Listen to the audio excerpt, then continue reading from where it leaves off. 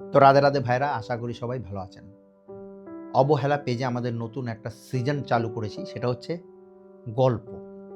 আর এই গল্পগুলো আমার, আপনার পার্শ্ববর্তী যারা আছে তাদেরকে নিয়ে। আমাদের অবহেলা পেজে অনেক মানুষ আমাদের সঙ্গে যোগাযোগ করেছেন এবং তাদের জীবনের অনেক গল্প আমাদের সঙ্গে শেয়ার করেছেন। সেই সব গল্পগুলোর মধ্যে থেকে একটা গল্প আমরা বেছে নিয়েছি। গল্পগুলো আজকে আমরা বলা শুরু করব এবং প্রত্যেক দিন না হলেও একদিন পর পর আমরা একটা করে গল্প আপনাদের জন্য নিয়ে আসব। আপনারা চাইলেও আপনাদের নিজের গল্পগুলো আমাদের সঙ্গে শেয়ার করতে পারেন। এর জন্য আমাদের মেসেঞ্জারে আপনাকে নক করতে হবে এবং আপনার পুরো গল্পটা সেখানে শেয়ার করে দিতে হবে। আপনি চাইলে সেটাকে রেকর্ড করেও পাঠাতে পারেন, চাইলে আপনি লিখেও পাঠাতে পারেন। আজকের যে গল্পটা সেটা আমাদের ত্রিপুরার আগরতলার খুব কাছে। সেটা জায়গাটা আমি নাম একটা মন গড়া বানিয়ে নিচ্ছি এবং আপনার যে চরিত্রগুলো আছে সেই কাল্পনিক চরিত্রগুলো নয়, সেগুলো আসল চরিত্র, কিন্তু নামগুলো সব কাল্পনিক। যে ছেলেটার নাম সুমন এবং যে সেই মেয়েটার নাম হচ্ছে সুস্মিতা। চলুন তাহলে গল্পটা আমরা শুরু করি। ছেলেটির নাম হচ্ছে সুমন এবং মেয়েটির নাম হচ্ছে সুস্মিতা। ছেলেটার বাড়ি হচ্ছে সিদাই মনপুরে এবং মেয়েটার বাড়ি হচ্ছে গিয়া আমাদের আগরতলা প্রতাপগড় এরিয়াতে। ছেলেটা একটা প্রাইভেট কোম্পানিতে কাজ করত আর মেয়েটা পড়াশোনা করত। মেয়েটার 18 বছর হয়ে গেছে আর ছেলেটার 20 বছর 20 বছর প্লাস হয়ে গেছে। এদের সঙ্গে দেখা হয় আমাদের আগরতলারই টাউন হলে। সেখানে একটা অনুষ্ঠানে তারা গেছিল, যেখানে তারা কমন ফ্রেন্ডসের মাধ্যমে তারা পরিচিত হয় এবং তারা একে অপরের নাম্বার আদান প্রদান করে। আর সেই ঘটনাটা ঘটেছিল 2010-এ, মানে আজকের থেকে 16 বছর আগে তাদের দেখা হয় এবং এই নাম্বার আদান প্রদানের পর থেকেই তাদের মধ্যে কথাবার্তা শুরু হয়। তারপরে তাদের মধ্যে সম্পর্কটা আরও ঘনিষ্ঠ হয়, তারপরে তাদের মধ্যে প্রেমও হয়। সেখান থেকেই একটা প্রেমের গল্পের শুরু হয়। তাদের পরিবারের লোকেরা সেই তাদের সম্পর্কটা মেনে নেয়নি। মেনে না নেওয়ার পেছনেও অনেক কারণ ছিল। তারা হিন্দু হলেও তাদের মধ্যে জাতিভেদ প্রথা বা মেয়েটার বাড়ির থেকে অনেক মানত। কিন্তু মেয়েটা পালিয়ে চলে আসে সুমনের কাছে। সুমনের কাছে আসার পর সুমন তাকে গ্রহণ করে নেয় এবং সুমনের বাড়ির লোকও তাকে মেনে নেয়। একটা সময় পর তাদের বাড়ির সব সমস্যা সমাধান হয়ে যায়। মেয়ের বাড়ির সমস্যাও সমাধান হয়ে যায়, ছেলের বাড়ির সমস্যাও সমাধান হয়ে যায়। কিন্তু কোথাও একটা মেয়ের বাড়ির তরফ থেকে কোথাও সুমনকে মেনে নিতে তাদের একটু সমস্যা হচ্ছিল, কারণ মেয়ের বাড়ি ছিল উঁচু জাত আর সুমনের ছিল নিচু জাত। এই অজুহাতেই সুমনকে অনেকবার তাকে অবহেলা সহ্য করতে হয়েছে, অপমান সহ্য করতে হয়েছে মেয়ের বাড়িতে। কিন্তু সুস্মিতা তাকে কখনো ছাড়েনি, সুস্মিতা তাকে বুঝতেও দেয়নি। সুস্মিতা তাকে ভালোবেসেছে আর সুমনও সুস্মিতাকে অনেক ভালোবেসেছে। তার ফলস্বরূপ তাদের বিয়ের 3 বছর পর তাদের ঘরে একটা মেয়ে আসে। আর এই মেয়ে আসার পর সুমনের ওপরে কাজের প্রেশার অনেক বেড়ে যায়, প্রচুর। সুমন একটা প্রাইভেট একটা দোকানের কর্মচারী হিসেবে কাজ করতো। সেখানে তার স্যালারি কম হওয়াতে সে অন্য কোথাও আরও কাজ খুঁজতে থাকাতে সে গাড়ির ড্রাইভার, লরির ড্রাইভারের মতন কাজগুলো শুরু করে, যেখানে তার বেতন অনেকটা বেশি হতো। তো একটা সময় পর সুমন এই কাজে এতটাই ব্যস্ত হয়ে যায়, সংসারের প্রতি তার দায়িত্ববোধ তাকে এইভাবে নিয়ে নেয় যে সে বাড়িতে সময় কম দিচ্ছিল টাকার ইনকাম করার জন্য। আর এই সময়ে সুস্মিতা একাকিত্বে ভুগতে থাকে।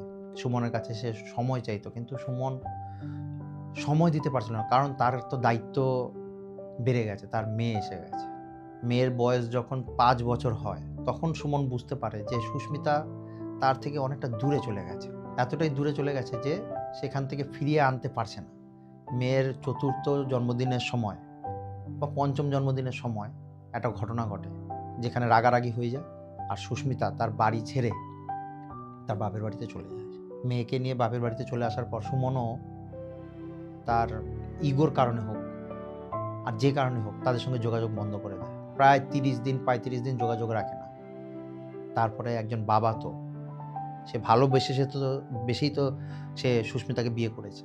সে সুমন তার শ্বশুরবাড়ি যায়। শ্বশুরবাড়ি যাওয়ার পর মেয়ের সঙ্গে দেখা হয়, কিন্তু সেখানে তার স্ত্রীকে পায় না। তখন স্ত্রীর বাড়ির লোকজন বলে যে সে বেরিয়েছে, একটু পরে চলে আসবে। সুমন অপেক্ষা করতে করতে অনেক সময় চলে যায়, কিন্তু সুস্মিতা আসে না। তখন সে মেয়ের কাছ থেকে জানতে পারে যে মা কদিন পর পর আসে, কোথায় জানি যায়। সুমনের মনে তখন ঝড় উঠে যায় যে আমার স্ত্রী কোথায় যায়। তার শাশুড়িকে জিজ্ঞাসা করে, অনেক কথা জিজ্ঞাসা করে, কিন্তু শাশুড়ি কিছুই বলে না।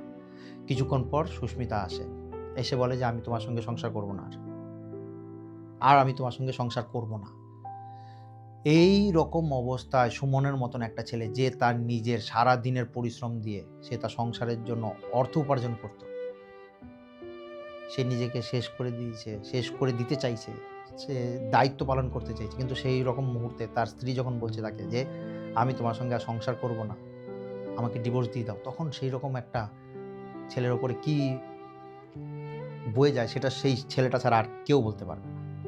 আমাদের সমাজে যদি কোনো ছেলে সংসার ছেড়ে যেতে চায় তাহলে তার অনেক বাধা বিপত্তির সম্মুখীন হতে হয়, কিন্তু বিশ্বাস করেন একটা মেয়ে যদি ভাবে যে আমি সংসার ছেড়ে দেবো, তাকে আটকানোর ক্ষমতা আমাদের মধ্যে নেই। ঠিক সেম সুমনের ক্ষেত্রেও তাই ঘটেছে। সুমন তাকে আটকাতে পারেনি, সুমন সুস্মিতাকে কোনোভাবে আটকাতে পারেনি। সুমন যখন তাকে প্রেশারাইজ করেছে যে তোমাকে আমার সঙ্গে সংসার করতে হবে, তাদের এত বছরের ভালোবাসা, এত বছরের সংসার, আর এত কিছুর পরও সুস্মিতা তার নামে কেস দিয়ে দিয়েছে, যে সে তাকে নির্যাতন করত, তাকে মারধর করত। এত কিছুর পরও সুমন তাকে ডিভোর্স দিতে চায়নি। তারপরে একদিন সে জানতে পারলো যে তার মেয়েকে তার শ্বশুরবাড়িতে রেখে, মানে সুস্মিতা তার বাপের বাড়িতে তার মেয়েটাকে রাখে এবং সে অন্য একটা ছেলের সঙ্গে, তার থেকে বয়সে অনেকটা ছোট, সুস্মিতার থেকে বয়সে ছোট একটা ছেলের সঙ্গে সে লিভ ইনে থাকে আগরতলার শহরের কোথাও। এই এত কিছু জানার পর সুমন পুরো ভেঙে যায়। এইভাবেই প্রায় 4-5 বছর চলে যায়, তাদের ডিভোর্স হয়নি। আর কেস করার পর পুলিশ গিয়ে সুমনের বাড়িতে তাকে অনেক কিছু সইতে হয়েছে, তাকে আইনিভাবেও অনেক কিছু সহ্য করতে হয়েছে, তাকে সামাজিকভাবে অনেক কিছু সহ্য করতে হয়েছে। আমি এখানে সুমন এবং সুস্মিতা যে নামগুলো ব্যবহার করেছি সেগুলো সম্পূর্ণ কাল্পনিক, কারণ আমি চাই না তাদের নামগুলো সমাজে আসুক, কিন্তু আমাদের সমাজে যে সম্পর্কগুলোর যে অবক্ষয় হয়েছে সেগুলোই আমি আপনাদের সামনে তুলে ধরতে চাইছি এই গল্পের মাধ্যমে। কারণ আমাদের সমাজে এমন অনেক সুমন আছে যারা ভেঙে টুকরো টুকরো হয়ে পড়ে আছে, তাদের জোড়া লাগানোর মতন কেউ নেই। আর এমন অনেক সুস্মিতা আছে যারা ভালোবেসে সংসার করেছে, কিন্তু মরীচিকার পেছনে দৌড়তে গিয়ে তাদের সংসারটাই নষ্ট করে ফেলেছে। আমি জানি না সুস্মিতা এখন কেমন আছে, আমি এটাও জানি না যে সুস্মিতা কি করছে। আমার সঙ্গে সুমনের কথা হয়েছিল, একতরফার গল্প শুনেও আমি কাউকে জাজ করতে পারি না, কিন্তু সুমনের ওপর দিয়ে কি বয়ে গেছে সেটা শুধু সুমনই বলতে পারবে। আর সুস্মিতাও কেন তাকে ছেড়ে গেছে সেটা শুধু সুস্মিতাই বলতে পারে। দুপক্ষের গল্প না শুনে কাউকে জাজ করাটা ঠিক না, কিন্তু যে সম্পর্কটা দুজনে মিলে তারা একসঙ্গে করেছিল এবং এক পক্ষ সেই সম্পর্কটাকে নষ্ট করতে চাইছে, আরেক পক্ষ শুধু সেই সম্পর্কটাকে চেয়ে চেয়ে দেখে যাচ্ছে। এখন মেয়েটাই বা কেমন আছে, বাচ্চা মেয়েটা, যে তার বাবা এবং মা দুজনের থেকেই দূরে। এত দূর অবধি আমার এই গল্পটা ছিল। এরকম আরও অনেক গল্প আমাদের আগরতলা শহরের আশেপাশে ঘুরে বেড়াচ্ছে। আমাদের প্রত্যেকটা মানুষ এক একটা গল্প বুকে নিয়ে বয়ে বেড়াচ্ছে। যারা যারা গল্পগুলো বলতে চাইছেন তারা আমাদের পেজে যোগাযোগ করতে পারে। আজকের জন্য এইটুকু। রাধে রাধে।